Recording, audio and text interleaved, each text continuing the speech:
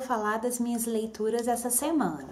A minha leitura mais recente foi do livro Hansaman, da Shirley Jackson, para o desafio literário do Scooby, no qual esse mês de fevereiro nós tínhamos que ler um livro clássico, e eu escolhi esse, que é um clássico do século XX. Nesse livro nós temos a história da Natalie, uma menina de 17 anos que está prestes a ingressar na universidade, sair da casa dos pais e se mudar para a universidade. E ela não vê a hora disso acontecer. A vida familiar é descrita de uma forma um pouco sufocante. Os personagens, o pai, a mãe, ela e o irmão mais novo, não conseguem dialogar de forma normal. O pai é uma figura bastante dominadora, ele é um escritor e ele tem uma grande influência sobre a vida da Natalie, que também quer ser escritora. Ela escreve diários e escreve textos num caderno que o pai corrige. E a narrativa,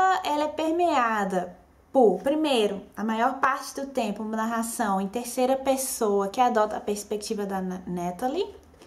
Segundo, cartas trocadas entre ela e o pai. E terceiro, trechos do diário dele. O mais interessante desse livro é que essa personagem, essa menina, é uma personagem muito imaginativa. Então, no início da história, os diálogos da família são entremeados por diálogos mentais da personagem. Diálogos que têm elementos um tanto macabros. E à medida que o livro avança, que ela vai para a universidade e ela começa a ver que a vida ali também não era o que ela esperava, esses elementos macabros começam a se espalhar pela trama. Ela começa a se esconder nesse lado da imaginação dela, quando ela se vê sozinha, sem amigas e um tanto quanto desprezada pelas demais estudantes ali naquela universidade.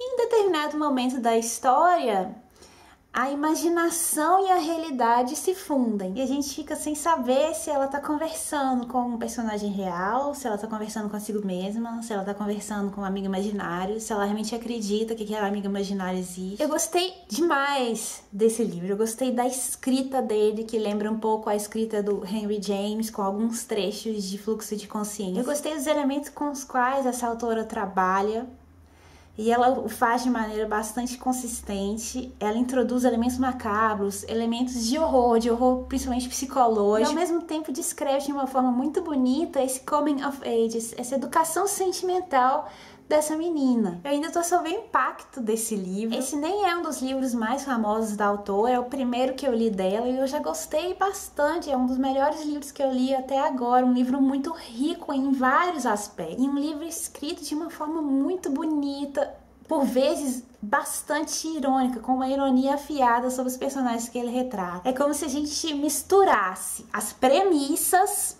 da Redoma de Vidro, da Sylvia Plath, as premissas, por mais bizarro que isso pareça, as premissas do Clube da Luta, com elementos de terror psicológico. Eu acho que não tem nenhum romance dessa autora publicado no Brasil, não.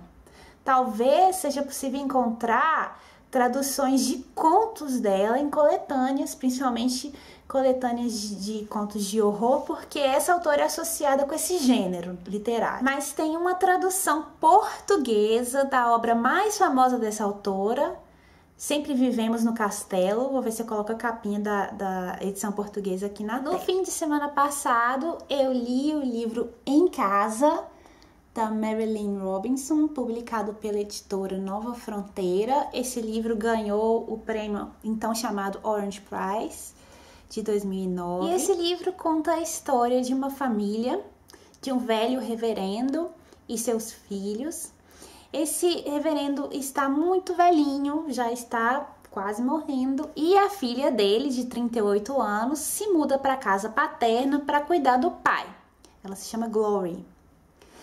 Depois do colapso de um relacionamento de 8 anos que ela teve com um homem que ela descobriu depois que era casado. Mas ela esconde isso da família. Concomitantemente, nós temos o retorno do filho desse reverendo, do irmão da Glory, chamado Jack, que era a ovelha negra da família. Ele retorna depois de um sumiço de 20 anos. E o livro se apropria então da narrativa bíblica do filho pródigo, em que nós vemos se desenvolverem ou se quebrarem as relações delicadas entre uma filha e um pai, um filho e um pai, e entre os dois irmãos. A autora escreve de forma muito sutil, muito delicada, mas de forma brutal também. Eu fiquei encantada com a escrita dela, com a forma como ela conseguiu, em uma história simples, com palavras simples, me emocionar. Achei muito bonita a forma como a autora costura esses destinos. Esses personagens, especialmente o Jack, já haviam aparecido no romance anterior da autora. Mas o livro Em Casa não se trata de uma sequência. Nós temos a mesma história vista por perspectivas diferentes. O romance anterior da autora se chama Gilead, que é o nome da cidade onde se passa essa história, e esse romance ganhou o Pulitzer Prize. Foi publicado também pela Nova Fronteira. E eu fiz resenha do livro em casa, vou colocar o link aqui para vocês. Depois eu li um livro de poesias que me foi indicado pela Lara, do blog Letras Partilhadas, vou colocar o link aqui, que é o livro de poemas da Flora Figueiredo, uma poeta brasileira. O livro se chama Limão Rosa, publicado pela editora Novo Século. Eu gostei muito dos poemas dela.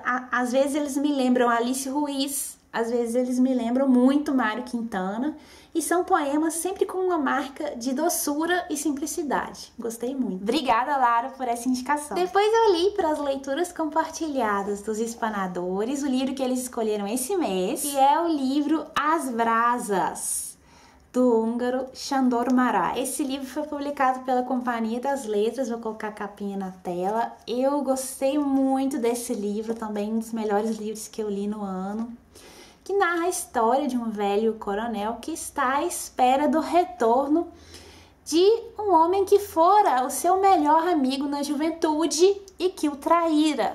E esse coronel, quando é visitado por esse amigo, em quase um monólogo, tentando conversar com esse amigo para esclarecer essa traição, nos conta em que consiste essa traição e nos conta toda a história. Então, se dirigindo ao amigo, ele se dirige também ao leitor.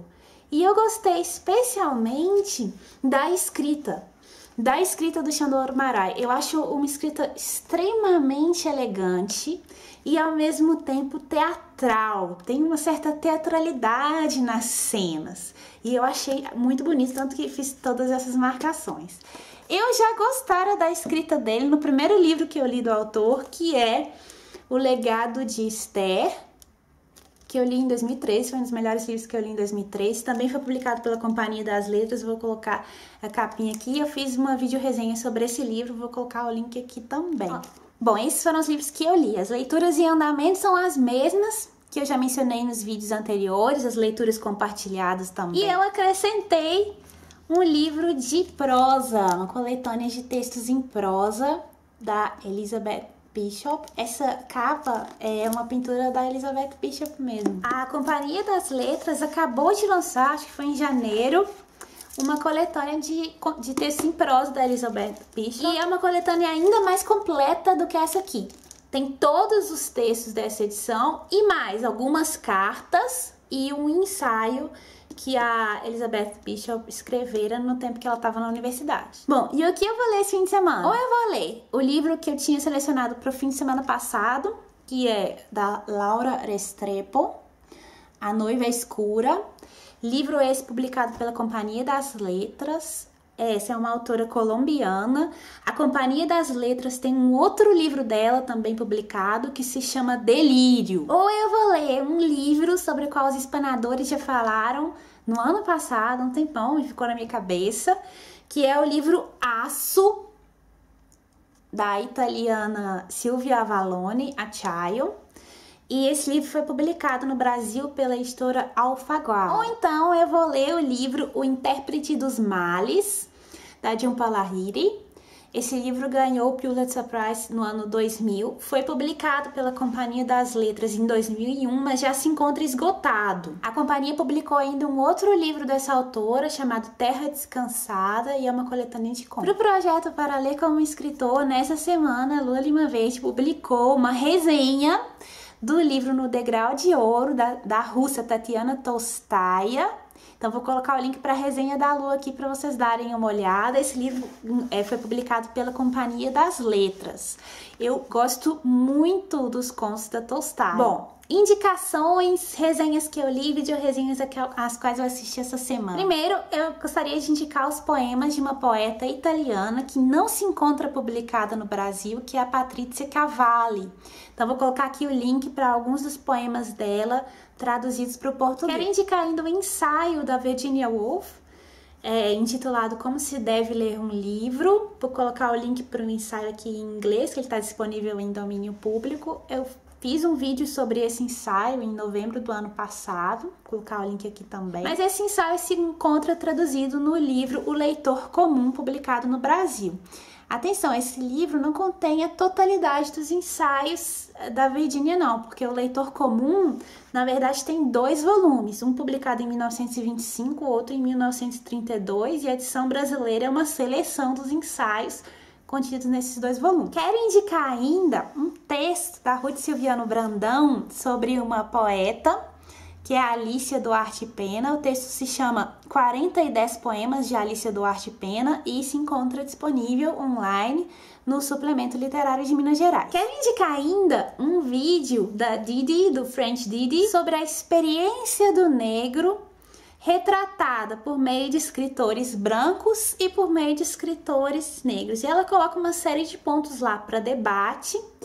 E alguns desses pontos me lembraram o vídeo O Perigo da História Única, da Chimamanda Ngozi Adichie.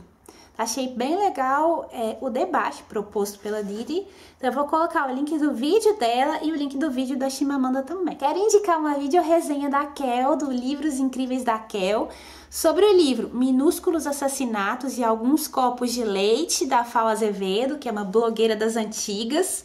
E eu já coloquei esse livro para o meu projeto Um Quarto Só Seu. Vídeo-resenha dos 100 anos de literatura, da Denise Mercedes, sobre o livro Niquete, de Paulina Chiziane. Também acrescentei essa escritora no meu projeto Um Quarto Só Seu. Resenha da Gisele, que ela publicou no jornal Rascunho, sobre o livro Je Nathaniel. Uma resenha do blog Ao Rés do Chão, da Luara, sobre um livro 1, 2 e Já, da Inês Bortogaray. Uma vídeo-resenha do blog e canal Capitu Jaleu, sobre o livro Vaclav e Lena. Uma resenha do blog e canal Alma do Meu Sonho, sobre o livro A Elegância do Ouriço. Uma resenha do blog Resumo da Ópera, sobre o livro e sobre o filme Corações Sujos. Uma vídeo-resenha da Giovanna Marques sobre o livro A Espuma dos Dias. Uma vídeo-resenha da Nayara, do Dignidade Não Cabe Aqui, sobre o livro Ódio, Amizade, Namoro, Amor, Casamento, da Alice Munro. Uma resenha da Michelle, do blog In a Handful of Dust,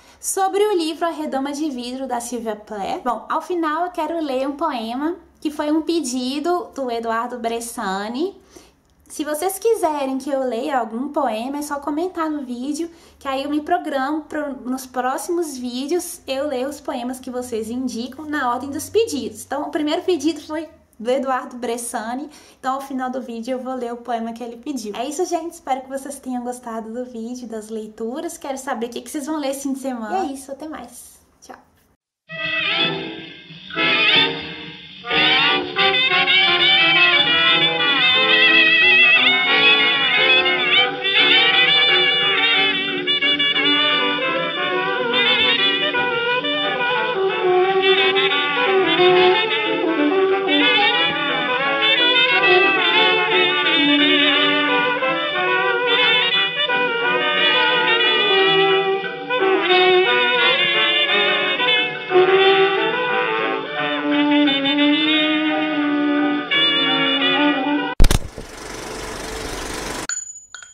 Poema de Sete Faces, Carlos Drummond de Andrade. Quando nasci, um anjo torto, desses que vivem na sombra, disse: vai, Carlos, ser goste na vida.